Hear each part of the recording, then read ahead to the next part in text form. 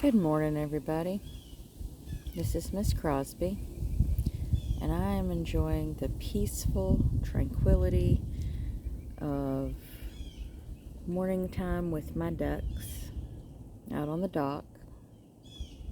That's my ducks. They're just out here for a swim. That's a few of my ducks, anyway. And we're just kind of chilling out here. Spring has sprung here in South Georgia anyway, and they are just out here enjoying a swim with all the other birds. Now they are getting camera shy, because why not? You can see their leavings right here on the dock. They really like to leave presents behind. But if you're considering getting a breed of duck and you're not sure what kind to get, and you want them just for the sheer beauty of, having ducks on your property, muscovies are a great choice. Let me back up over here so you can see them better. They are ducks with a lot of personality. They have those red masks on their face, and they look kind of frightening at first, but once you get to know them, you see that tail waggle? That means they're happy. They wag their tails like dogs, and they live for 3-4 years. They might live longer than that.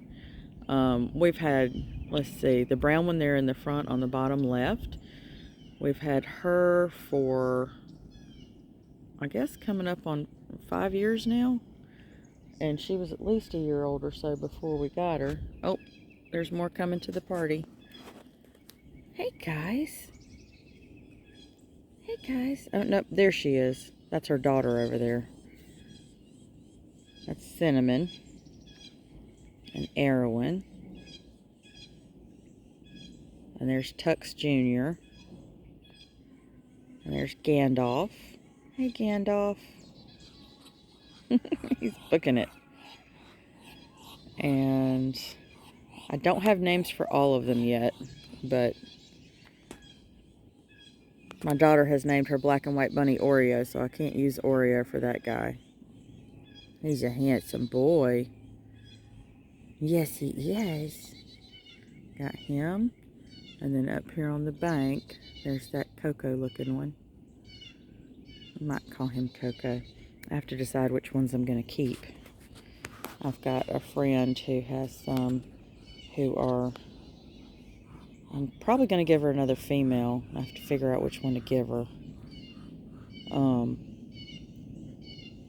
My friend Belinda. And she has a couple little ponds on her property.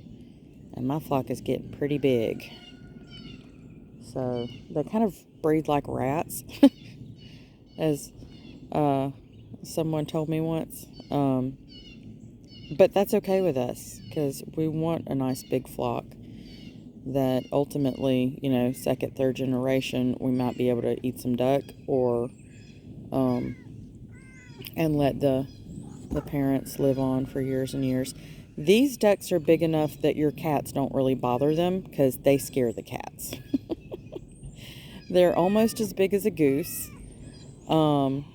So they've been able to survive out here at our pond, where there is a family of hawks nearby, when other duck breeds have not. I had some Appleyards and even some mallard style ducks, some Rowans and stuff like that, and they were too small and the hawks got them.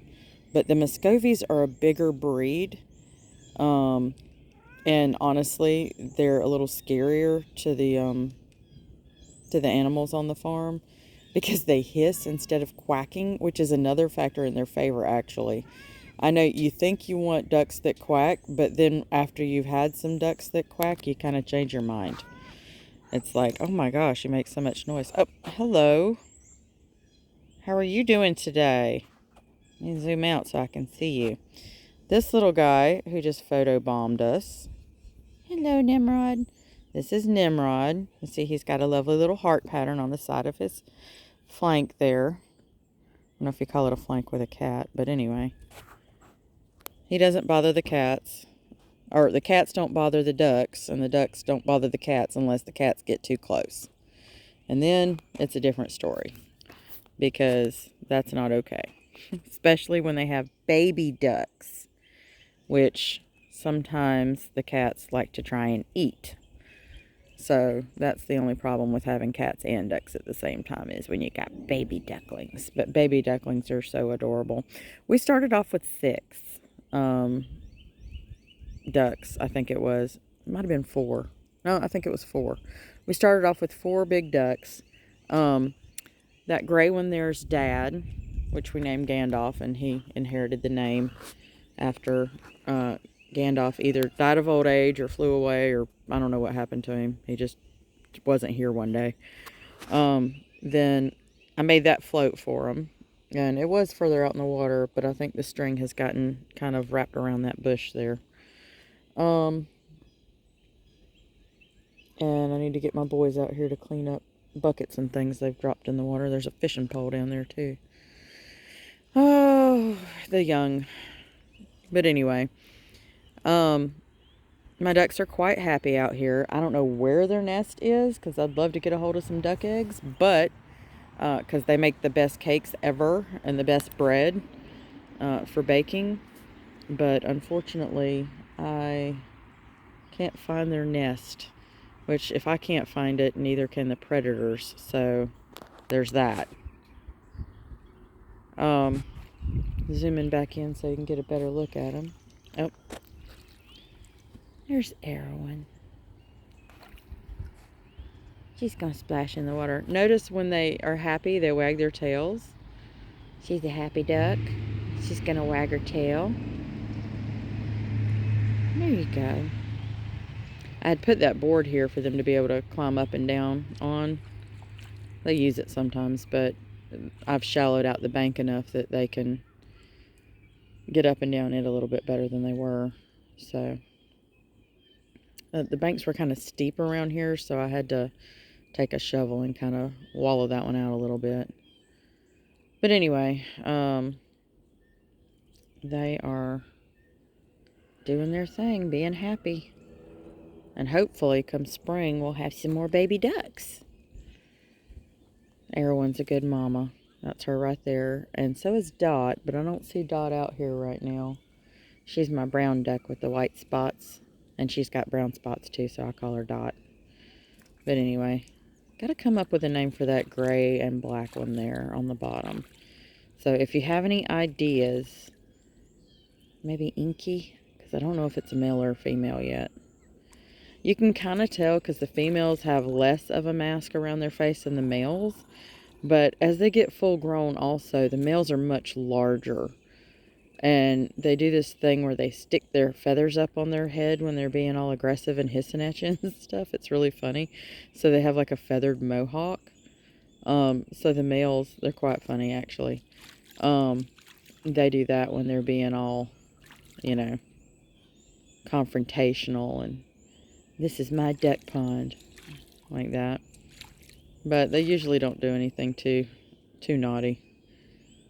But yeah, these are my ducks. They're called muscovy ducks, and they're happy ducks. And they've got great personalities. Some people think they're not the most beautiful ducks in the world because of the red mask, and I thought that too when I first got a look at them. But as I've been around them, they're just so sweet. They come up to you to, you know, get food from you when you come out. And if you'll throw them raisins and stuff, the boys especially, they'll just eat them right out of your hand. So, you know, they just have so much personality. They wag their tails when they're happy and just, you know, they're just a good breed of ducks to have. So if you're considering a duck breed that you would like to put on your property, the muscovy is a good one. Help you bring some balance to your food web. Help you get back to nature a little bit. They're very relaxing to watch. Just, it's like duck TV. I watch chicken TV too, so there's that. There's some more up the bank. They're just doing their thing. Just being ducks. Alright. Y'all have a blessed day. I'm out here this morning to do my meditation, and I'm fixing to do that. Just chilling with my ducks and meditating. That's like a happy place right there. Just to be chill with your ducks and meditate. There's some more swimming up. Hey guys.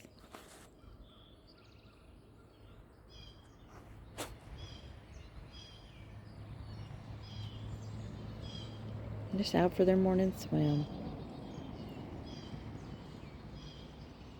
Y'all have a blessed day. And if you like my channel, feel free to subscribe. And I'll give you more updates about the ducks. Might show you some of my seed starting that I'm fixing to start doing. I'm getting my studio cleaned up, so there's that. So,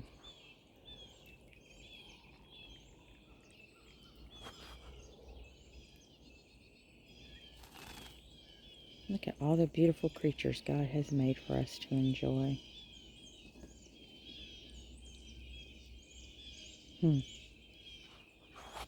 Y'all have a great day.